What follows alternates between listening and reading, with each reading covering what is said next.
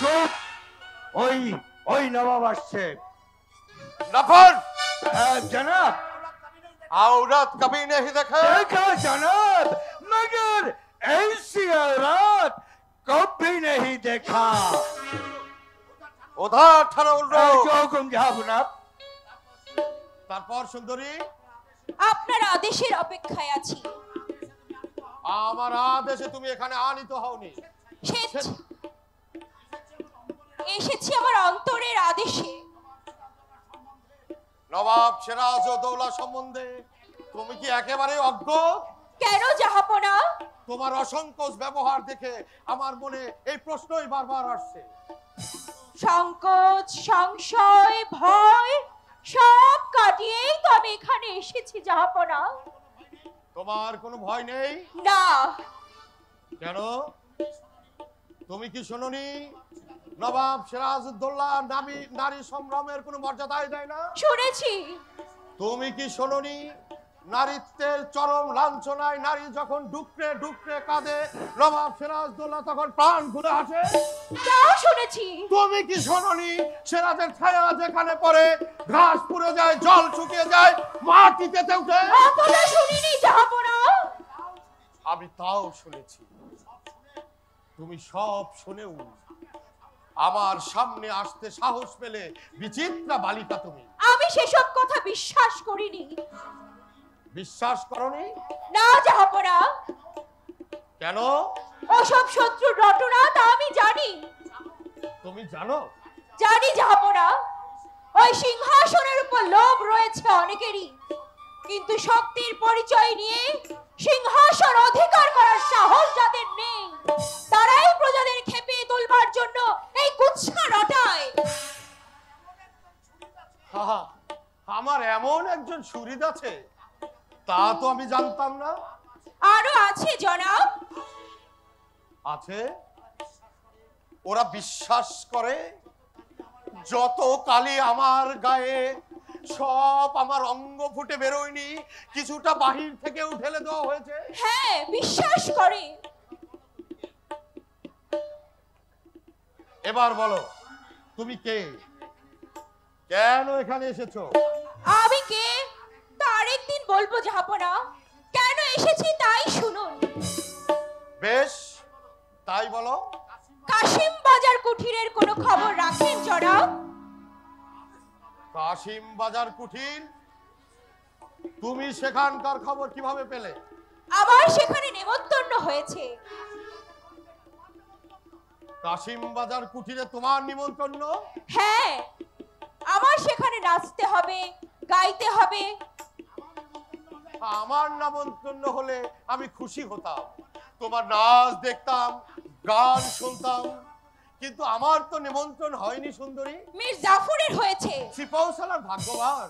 রাজা রাজবল্লভের হয়েছে। তাকে ছাড়া বাংলার কোনো জলসাই জমে না। জগৎ সেট নিমন্ত্রিত। ধনকূপের প্রীতি সকলেই কামনা করে সুন্দরী। কলকাতা থেকে আমির চাঁদও এসেছে।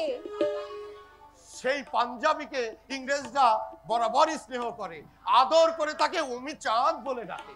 বসিয়েলা উপস্থিত থাকতে পারেন জনাব। ওয়াশ দেখছি খুব বড় জাল ফেলেছে। এই জাল কৌশলে যে গুটিয়ে আনতে পারবে সেই জয়ী হবে। জনাব, নিমন্ত্রণ আমারও হয়েছে সুন্দরী। কাশিম বাজার জলসায় তোমার সঙ্গে আমার নিশ্চয়ই দেখা হবে। আরো একটা খবর আছে জাহাপনা। আলেয়া, জাহাপনা, বাংলার নবাব শুধু বিলাস বসনে দিন কাটায়, এ কথা কি তুমিও বিশ্বাস করো? না জাহাপনা। নইলে কেমন করে তুমি বিশ্বাস করো যে তুমি যে খবর রাখো বাংলার নবাবের সেই খবর রাখবার অবসর নেই? আমি ভেবেছিলাম নবাবের শত্রুপক্ষ সযত্নে এই সংবাদ গোপন রাখবে। চেষ্টা করলেই কি সব গোপন রাখা যায়? এই যে তুমি তোমার পরিচয় গোপন রাখার এত চেষ্টা করলে পারলে?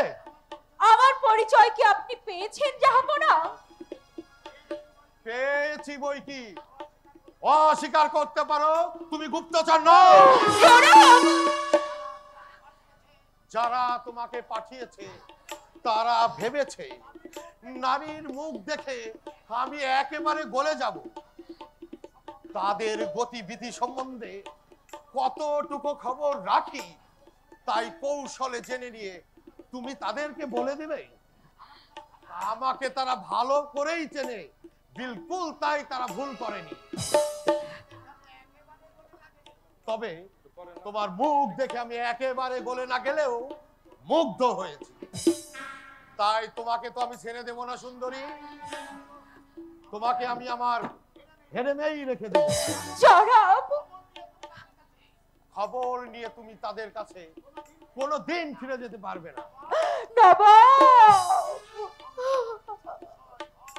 সংকোচ, সংশয়, ভয় সব কাটিয়েই নাকি তুমি এখানে এসেছো?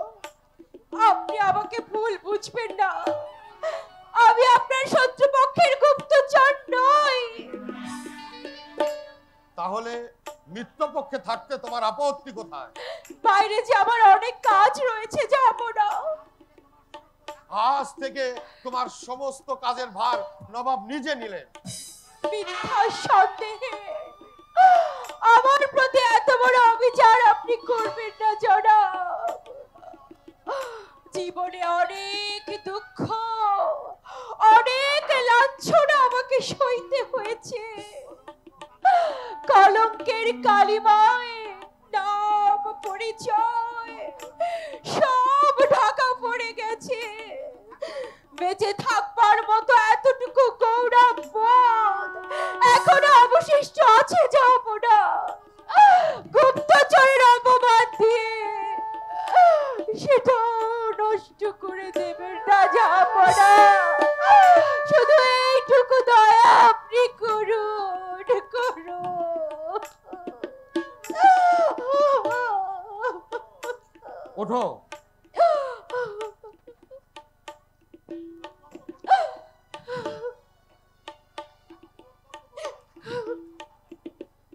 তুমি অত্যন্ত গুরুত্বপূর্ণ সব সংবাদ রাখো। হ্যাঁ, আমার শত্রুরা মনে করে যে এসব খবর রাখি না। তোমাকে বাইরে যেতে দিলে তুমি তাদেরকে বলে দেবে যে নবাবের অজানা কিছু নেই। এমন অবস্থায় তোমাকে তো আমি প্রাসাদের বাইরে যেতে দিতে পারি না সুন্দরী। বলো, পারি? আপনার সন্দেহ দূর না হলে আপনি তো পারেন না জনাব। তবে কিন্তু আমি বাইরে যেতে না পারলে আপনারই যে ক্ষতি হবে, যাব না। বলো, কি ক্ষতি হবে? প্রাসাদের বাইরে একদল লোককে সদা সতর্ক থাকতে হয় নবাবের সপক্ষের সংবাদ সংগ্রহ করতে। তুমি কি বলতে চাও তুমিও তাদের একজন? তাই যদি বলি, প্রমাণ চাইবো, আর প্রমাণ দিতে না পারলে বুঝবো তুমি বাচালতা করে আমাকে ভুলাতে চাইছো। আর আমি যে নিরেট নির্বোধ নই তা বুঝিয়ে দেবার জন্য আমি তোমার শাস্তির ব্যবস্থা করব। প্রমাণ আমি দিতে পারি, কিন্তু সেই প্রমাণ হবে আমার মৃত্যু তুল্য, যাব না। প্রমাণ দিতে না পারলে গুপ্তচরের শাস্তি যে মৃত্যু, তাই আমি তোমাকে দেব। মৃত্যু? হ্যাঁ, প্রগল্ভে। বাংলার নবাব তোমার তাচ্ছিল্যের পাত্র নয়। প্রমাণ আমি দেব। মন্ত্রী মোহনলাল আমার পরিচয় জানেন। মোহনলাল? গোলাম হোসেন? জনাব, মোহনলাল। মোহনলাল, মোহনলাল, মোহনলাল। মোহনলালের সঙ্গে তোমার কতদিনের পরিচয়? কি কি বলবা সেটাই ভাবছো? এখনো ছলনার প্রয়াস? ছলনায় আমি অভ্যস্ত নই, যাব না। তবে বলো, মোহনলালের সঙ্গে তোমার কতদিনের পরিচয়? সে কথা তাকেই জিজ্ঞেস করবেন।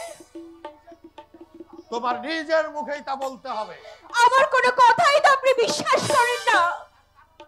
তার কারণ আমি জানি তুমি গুপ্তচর। নবাব অনেক কিছুই জানেন যা সত্য নয়। তোমার কথা যদি সত্যি না হয় তাহলে স্থির যেন তোমার মৃত্যু মোহনলাল রোধ করতে পারবে না। মৃত্যু ভয় আমি ভীতা নই জাহাপনা। তাহলে মৃত্যুদণ্ড দেব শুনে প্রমাণ দিতে চাইলে কেন? আপনি আমাকে ভুল বুঝবেন, তা আমি সইতে পারবো না। আমি তোমাকে ভুল বুঝলে তোমার কি এসে যায়? আপনি আমায় আর প্রশ্ন করবেন না জাহাপনা। আপনি আমায় শাস্তি দিন, শাস্তি এই যে দিন। মোহনলাল, এই বালিকাকে চেনো? ভালো করে চেয়ে দেখো, তোমার জবাবের উপর নির্ভর করছে ওর বাঁচা মরা। মুখ তুলে মোহনলালের দিকে চাও। আমি পারবো না, আমি পারবো না। আপনি আমার শাস্তি দিন, শাস্তি দিন।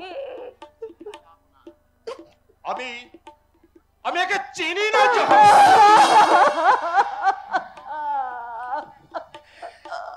মোহনলালের কথা শুনে তুমি ঢুকতে কেঁদে উঠতে কেন? মৃত্যু ভয়ে তুমি নাকি ভীতা নাও? গোলাম হোসেন জাহাপনা, প্রতিহারিণী, প্রতিহারী প্রতিহারী প্রতিহারী। দুঃসাহস এই বালিকার। মোহনলাল গোপনে প্রাসাদে প্রবেশ করে রূপের মোহ বিছিয়ে আমার কাছ থেকে গোপন সংবাদ সংগ্রহ করে নিয়ে তোমাকে আমার সন্দেহভাজন করতে চায়। তো অসংকোচে ও বললে, মোহনলাল তুমি ওকে চেনো, ওর পরিচয় জানো। এই নিয়ে যাও ওকে।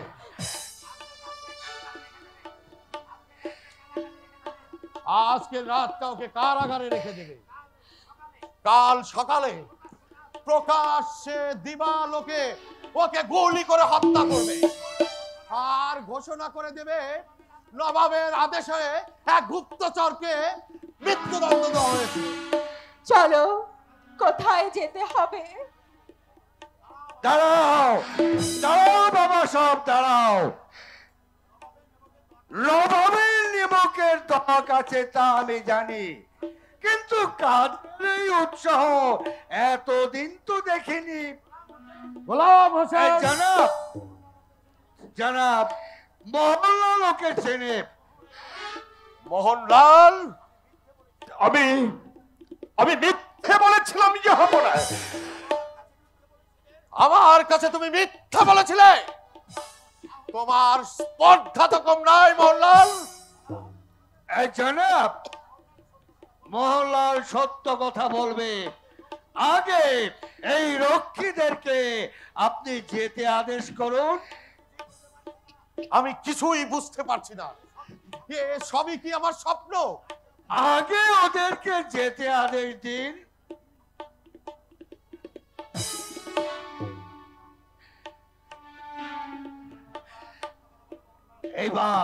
এইবার সত্য করে বলো মোহনলাল। জনাব, আমি ওকে চিনি জনাব। ও আমার ভগ্নী। তোমার ভগ্নী নর্তকী? নর্তকী যে এক দস্যু ওকে অপহরণ করে নিয়ে যায়, কিন্তু নিজের বুদ্ধি বলে সেখান থেকে সে পালিয়ে আসে, কিন্তু সমাজে সে ঠাঁই পায়নি জনাবে। তাই পেটের দায়ে সে গুপ্তচরের কাছে প্রবৃত্ত হয়েছে। গুপ্তচর নয় জাহাপনা, প্রাসাদের বাইরে নবাবের হিতৈষী যে সামান্য কয়েকটি নর নারী আছে, ও তাদের মধ্যে একজনে শত্রুপক্ষের গোপন সংবাদ ও আমাদের কাছে পৌঁছে দেয় জানাব। ওর সব গেছে জাহাপনা, কিন্তু দেশপ্রেম যায়নি। তবে তুমি ওর পরিচয় দিতে কুণ্ঠিত হয়েছিল কেন? লজ্জায়। লজ্জায়?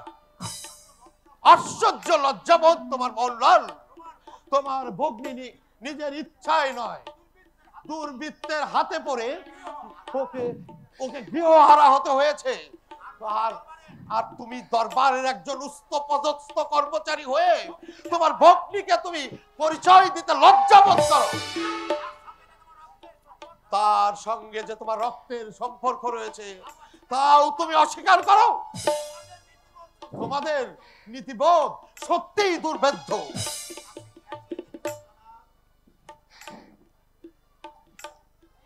জনাব, যে দেখুন তো, এই আগুনের শিখা এটি কোনোদিন কলঙ্কের কালিতে কালো হতে পারে?